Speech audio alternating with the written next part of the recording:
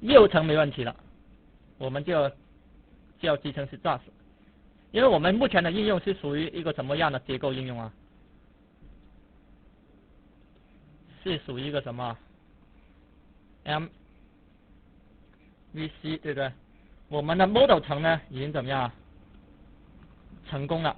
那么现在呢，我们叫怎么样开发 View 和 CJ 层了啊？那么 View 和 CJ 层呢，View 这层呢是由 JSP，CJ 层呢是由什么？是 JAS 的 Action， 对吧？来代表的。好，我们现在把它关闭。我们现在呢就要把把 JAS 集成进来。那么集成式 JAS 的时候呢，我们要用到一些大文件。那么这大文件呢，刚才也给大家说过了，是要用到这个解压缩包底下的所有大文件啊。但是呢，我们建议大家把这两个换掉它。好，我们呢进入到是 JAS 1.38 label， 然后我们把这个包底下所有文件把它拷贝过去。那么大家一定要注意的是，这个文件和这个文件呢，我已经更换成 JSTL 1.1规范的大文件啊，它原来是 1.0 规范的，我换成了 1.1 的。那么大家看到这个文件呢，在我们这个已经存在了啊，大家会看到，所以我们这个文件可以不用拷过去啊。我们先看看。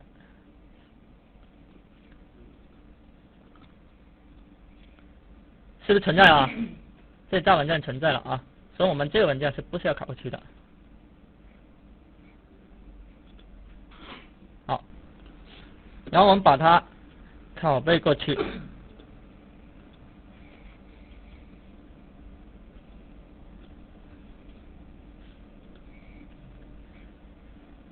好，那么拷贝过去之后呢，接下来呢，我们就要在 Wible 中来做两项工作。第一项工作呢，原来我们的这个 Spring 容器的实例化是不是由我们手工编码去实例化的，对不对？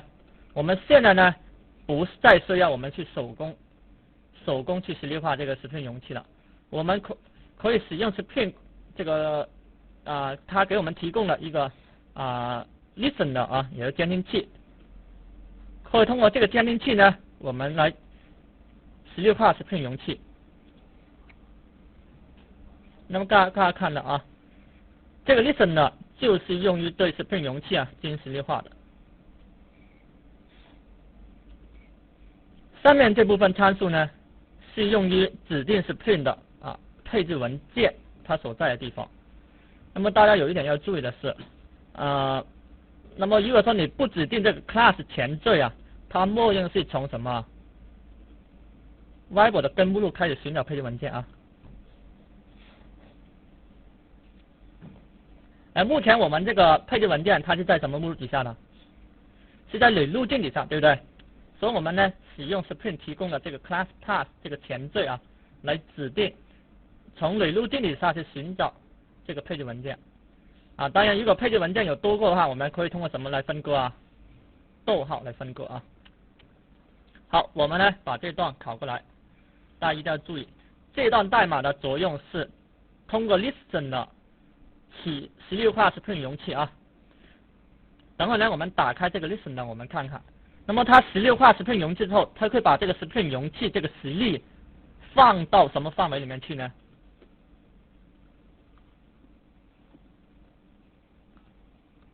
好，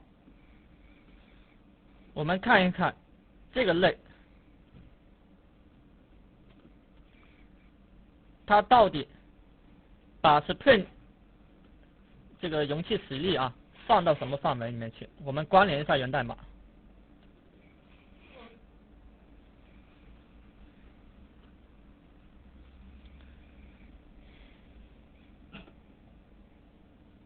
那么好，大家可以看到前面那些呢，我们先不用关心它的一些内容，我们要关心的是它把这个 Spring 容器实例化之后，也就是说创建出来这个实例之后，它把这个实例放在什么范围呢？首先我们看啊，这边是创建 Web Application Context， 也就是说创建什么？创建一个容器实例，对吧？它把它放在什么地方了？Servlet Context 对象，大家注意，往这个对象放进去的这个实例，它一直保存在什么范围啊？它是属于 application 范围，对不对？随着你的应用怎么样？就是说启动的时候，对吧？它就放进去了，一直在什么时候才销毁啊？在你应用关闭的时候才销毁的啊。那么大家会看到，这个 listener 呢，把这个 Spring 容器实例啊放进了这个 application 的范围。那么它的 key 的名称呢，就这个名称了啊 ，key 名称。那么以后呢，你们如果想要获取到这个容器实例，也就是说这个容器实例啊，获取到这个容器实例的话，你们要怎么办呢？你们可以从这个对象的什么，通过这个 key 啊来得到这个容器实例啊。当然 Spring 呢也给我们提供了一些类来得到它，不用我们直接从这个 Servlet Context 对象得到啊。那么好，我们现在知道这个 listener 呢，它主要用来帮我们什么实例化容器，也就类似于这个功能。那么它实例化容器过后呢，可以把这个容器实例放到 application 范围。以后呢，我们要得到这个容器呢，就可以从 application 这个范围啊，来根据这个名称来得到这个容器实例了。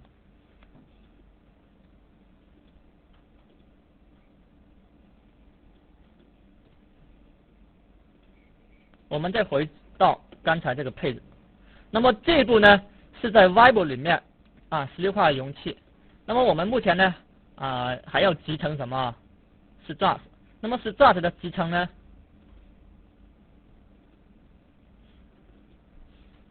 我们是怎么样？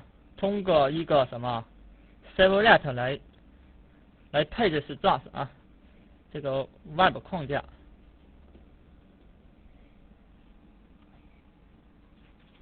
那么大家看到，我们配置了一个 Servlet。那么这个 Servlet 呢，就是由 Spring 框架提供的。那么它是 Action Servlet。那么这是 Struct 的这个配置文件。那么它处理呢所有的以点度结尾的这个路径啊。那么好，我们现在呢配置好了Struct了，我们呢还要配置什么？它的这个配置文件啊，我们 copy 一下，我们6个这样的配置文件出来。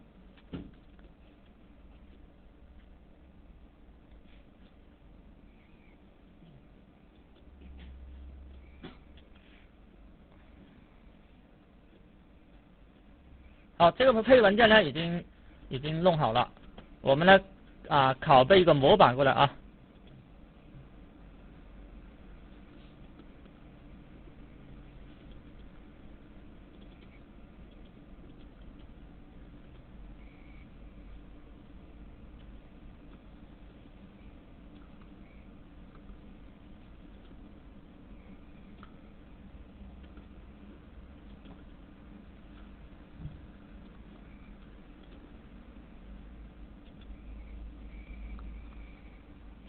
好，那么这是 Struct 的配置文件。那么这配置文件目前呢，我们还没有配任何的这个 action。我们呢现在先建一个 action。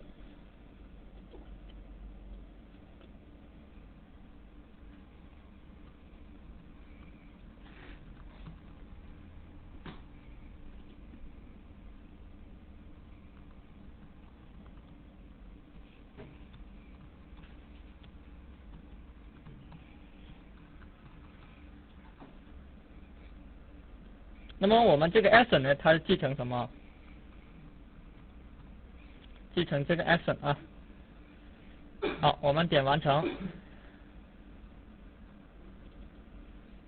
然后呢，我们重载它的 EQ 方法啊。好，我们把这个 action 呢，在 Spring 的在 Struct 的配置文件里面进行定义。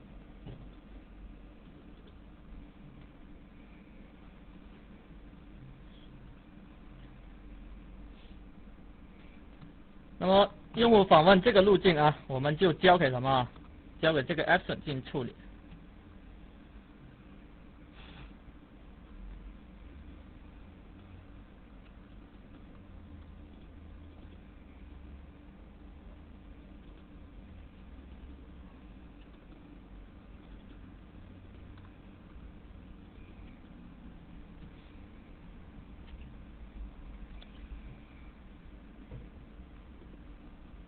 然后我们不需要验证。好，那么简单的配置呢就这样配了。那么我们呢想采用这个 action 呢，把数库里面所有的记录呢打印出来。好，那么这地方呢，我们配一个 forward。那么这个 forward 呢是由这个 JSP 来提供啊。Whiteboard 这个 JSP 呢，我们放在 Whiteboard info 底下，配置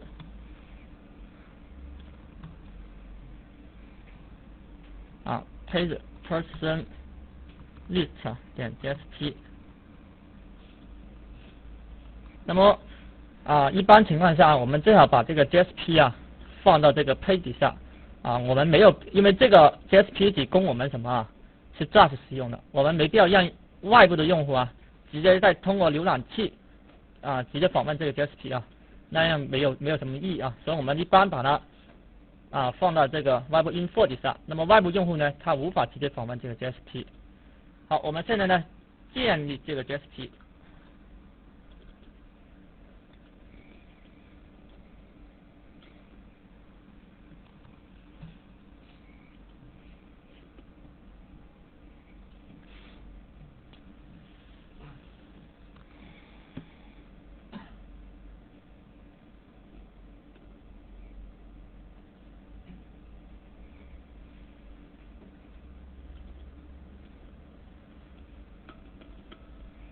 这个编码呢，我们改成 UTF-8。那么以后大家做外部应用你们最好都采用 UTF-8这种编码的话是最好的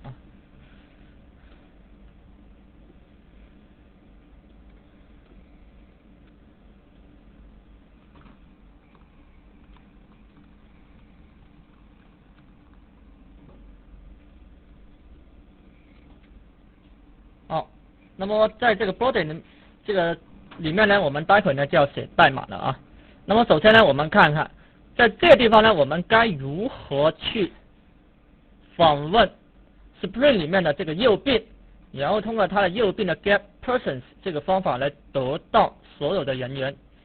那么得到所有人员呢，我们把这个人员呢放在 request 范围里面去，然后把这个请求呢导向到什么？导向到这个 JSP 然后在这个 JSP 里面呢，我们就可以把这个数据打印出来了。那么我现在关心这一步我们该如何做？首先，刚才我说过，这个 Whiteboard 这个 listener 它在启动的时候呢，可以往这个什么 application 范围放进了这个 Spring 容器实例。那么我们呢，可以从这个 application 的范围得到这个容器实例。那么得到 Spring 的容器实例呢，我们就可以调用它的 get bin 方法来得到什么来得到我们的右bin然后通过右bin呢，再调用它的业务方法。好，那么怎么样得到这个容器实例呢？Spring 呢，它也给我们提供了一个类，这个类呢，大家可以看到，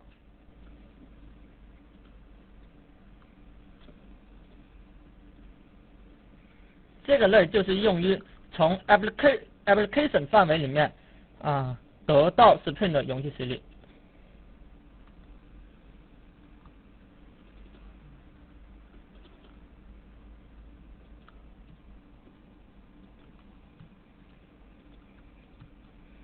这类都是由 Spring 给我们提供的然后呢，这里面给它传进了这个 Servlet Context 对象也就是说我们的 Spring 容器实例它实际上存放在了这个对象里面去，对不对那么得到了 Spring 的容器实例之后呢，我们就可以怎么样调用它的 get bin 方法来得到我们的这个右臂，那么我们的右臂呢是这个。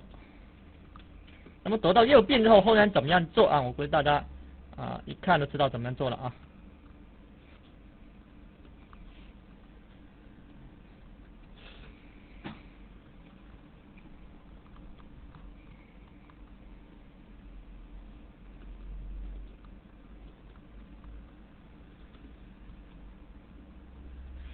然后呢，我们得到所有的 person， 把它放进 request 范围。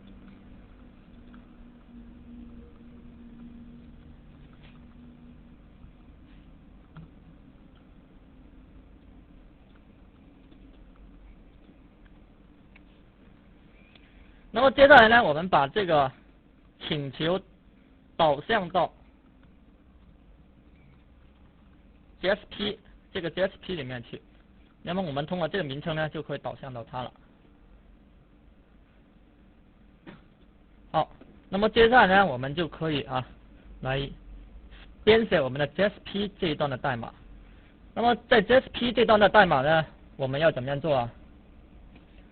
我们是要立变这个集合啊，对不对？立变这个 person 集合啊。那么立变的时候呢，我们就把这个名称打印出来和 ID 打印出来啊。那么我们怎么样立变呢？我们可以采用什么技术来立变它啊？你们千万别告诉我是直接在里面写代码啊。我们可以采用什么 JSTL 对不对？这也是我们以前学到的技术啊。那么我们首先把 JSTL 这个标签库把它引入进来。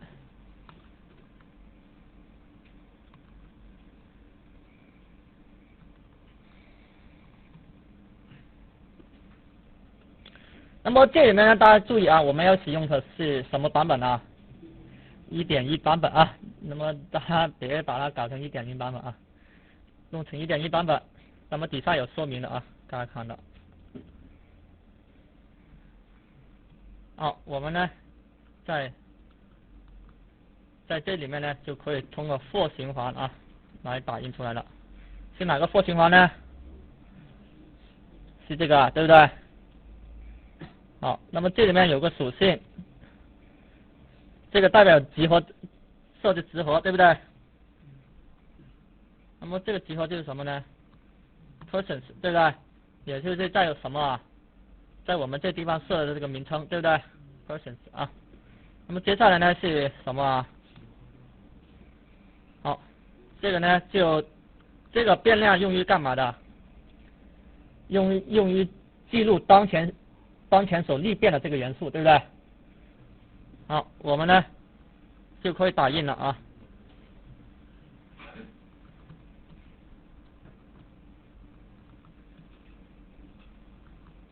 首先打印它的 ID， 接下来呢就打印什么？它的名称。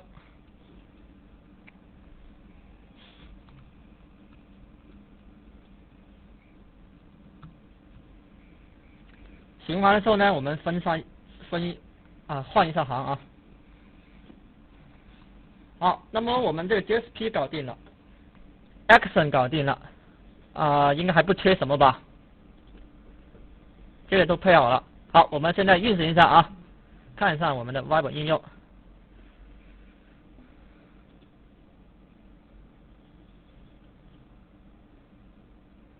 先刷新一下，然后运行，在服务器选择，我这边呢使用的是 Tomcat 5啊。如果说你们建的是这个应用是支持这个 J2 Java 1.5的话，你们应该使用什么 Tomcat 版本啊？应该是6啊，因为你们的那个 Servlet 是 2.5 规范的，对不对？所以只能在 Tomcat 6里面进行啊。我们目前建的是 Servlet 2.4 规范了，所以我们呢是在 Tomcat 5里面运行。好，我们点 OK。好，这个时候呢正在启动。好，我们现在关心一下我们的应用呢集成的是否正确。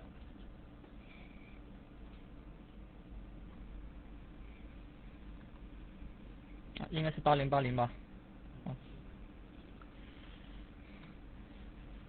SSH 对吧？好，点度我们看一下啊。我们还没有记录对不对？那我们加一些记录进去啊。叉叉 UUU